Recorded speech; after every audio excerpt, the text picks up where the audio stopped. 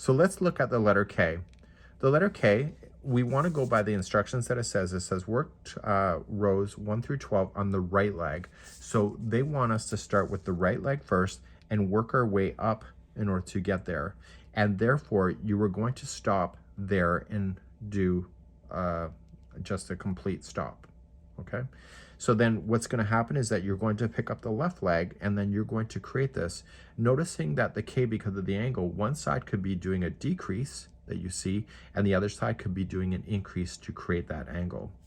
Once both of the legs are complete, then you are going to start here. It says fasten off here, and so we start at number 23 right here. That's a parenthesis, and you can see it down here. And what you're going to do is just work your way doing this midsection. And then once you get here, one leg will need to go up and the other one will be going in the other direction. So this particular piece is done 2 units on its own. It's joined together and then it separates into 2 units like so. Let's look at the letter Q, because people have a lot of questions about that one. So looking at the letter Q, it's the most asked question because we have the pieces that are coming up on the side. We always work from bottom to top. So what you're going to notice is that it says right leg, it says chain 2, work 1 to 6 on the right leg.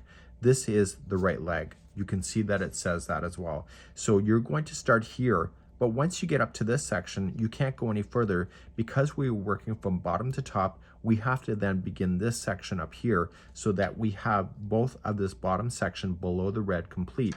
And then what you're going to do is then zip along and do this red section, which is connecting that at the same time and then going all the way across. From there, we just have to read the instruction on where we're going to go. So you have to then go up one side, okay?